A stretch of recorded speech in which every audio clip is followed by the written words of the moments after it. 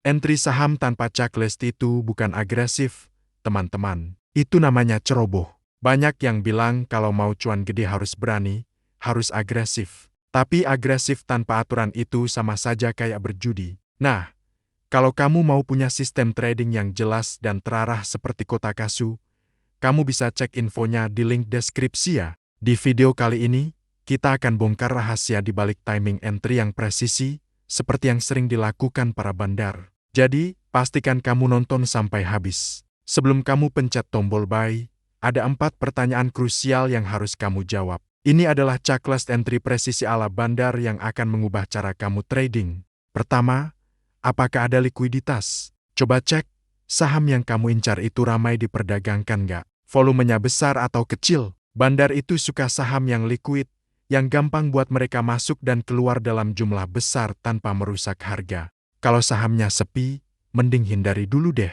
Risiko nyangkutnya besar. Jadi, selalu pastikan ada cukup volume perdagangan sebelum kamu memutuskan untuk masuk. Ini pondasi paling dasar. Kedua, apakah ini area reaksi? Nah, ini penting. Harga saham itu nggak bergerak lurus. Dia akan naik, lalu koreksi, lalu naik lagi. Area reaksi ini adalah area support atau resistance kunci, di mana harga kemungkinan besar akan berbalik arah atau melanjutkan tren setelah berhenti sejenak. Bandar itu pintar, mereka nggak akan kejar harga di puncak. Mereka akan sabar menunggu di area reaksi ini.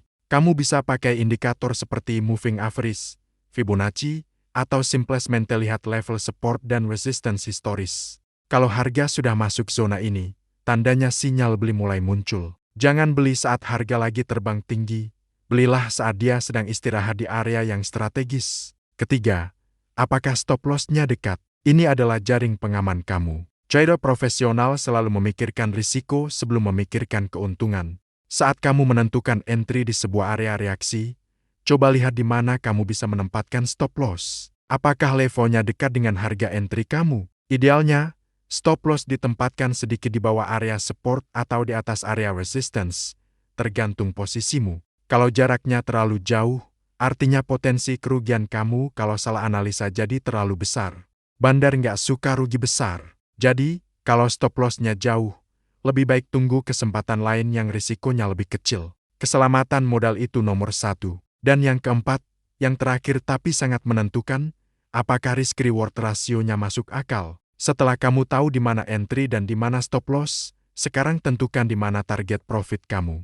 Coba hitung rasionya. Misalnya, kamu rela rugi Rp100.000 untuk potensi untung Rp300.000, itu artinya rasio kamu 1:3. Ini bagus, tapi kalau kamu cuma bisa untung Rp100.000 dengan risiko Rp100.000, itu 1:1, kurang menarik. Apalagi kalau risikonya lebih besar dari potensi keuntungan. Bandar itu cari posisi yang potensi untungnya jauh lebih besar dari risikonya. Minimal, carilah rasio 1:2. Artinya, setiap 1 kali rugi, kamu butuh 2 kali kemenangan untuk impas. Dengan rasio yang baik, kamu nggak perlu selalu benar untuk tetap profit. Jadi, coba kita rangkum. Likuiditas, area reaksi, stop loss dekat, dan risk-reward yang bagus. 4 hal ini adalah pilar dari entry yang presisi. Ini bukan soal jadi peramal yang tahu harga mau kemana. Ini soal mengelola probabilitas dan risiko. Dengan punya checklist ini dan disiplin menjalankannya,